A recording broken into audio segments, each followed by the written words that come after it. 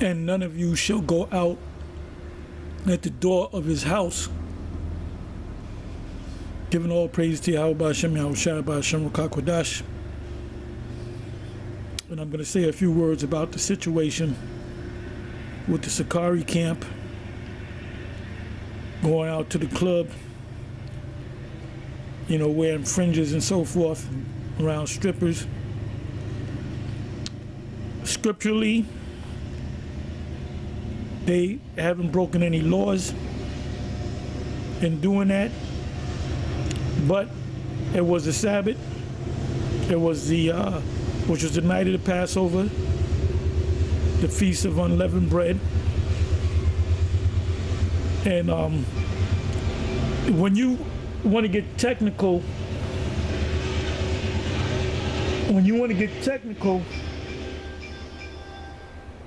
concerning the Passover and the High Holy Days, these mega Passovers that you have a whole bunch of people, maybe more than one camp, and women and children and men, and you have this big banquet hall. That's not how you keep the Passover.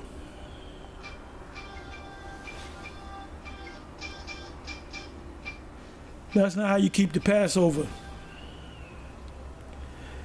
The Passover was kept house to house. And if you had neighbors, you can have your neighbors come over to your Passover. But once they went to your house, they couldn't leave the house until the next morning.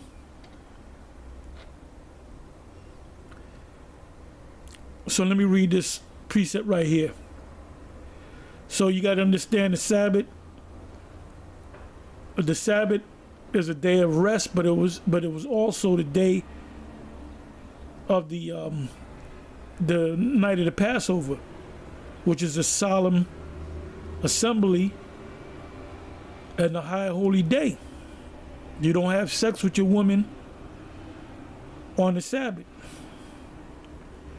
And during the time of the Passover, you in your house, house to house, you eat the Passover lamb, and you don't leave the house for anything. Because the very first Passover, there were people being put to death. And if you went out your house, you could be put to death. But the people that did not, partake in the Passover, which were the other nations in the so-called Egyptian Empire, and the Egyptians, all of their firstborns, sons, even the cattle, were all put to death by the death angel, the destroyer. So when you put the blood on the lintel and the two side posts, when the death angel came over and saw the blood, the death angel went over your house.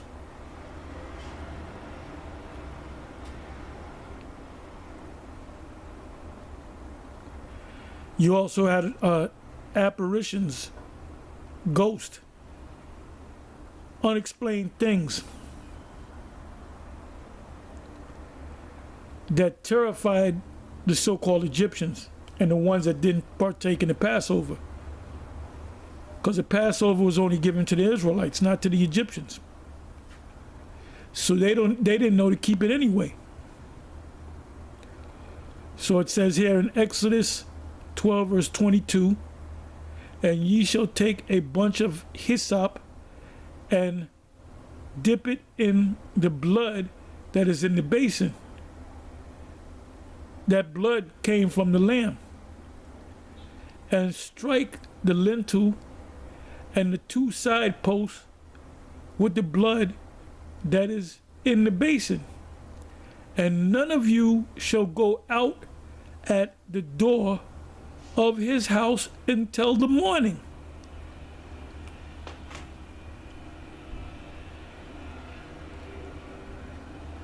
23rd verse. For Yahweh will pass through to smite now the word there is Egyptian, but the word should be Martezayim, which was one of the sons of Ham or Chum. And when he seeth the blood upon the lintel and on the two side posts, the Lord Yahweh will pass over the door and will not suffer the destroyer to come in unto your house to smite you.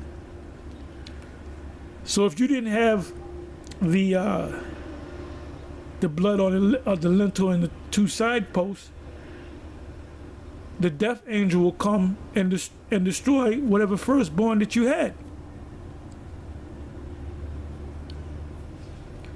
But the 22nd verse says, once you keep that Passover, you seal the door.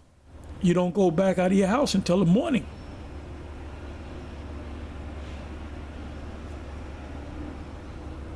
And it says, and ye shall observe this thing for an ordinance to thee and to thy sons for what? Forever. Forever. Throughout your generations.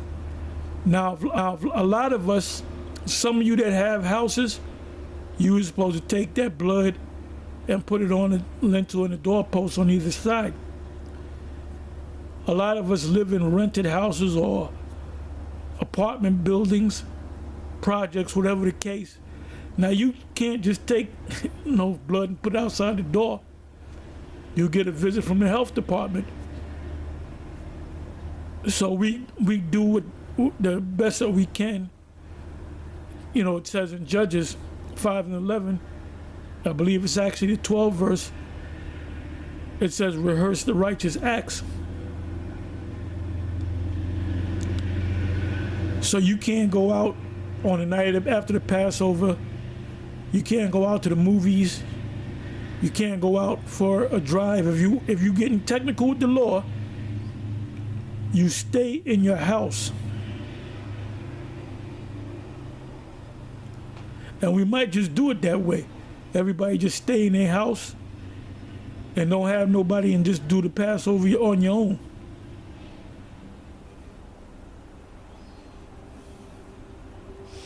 Anyway, with that, I'm going to say shalom.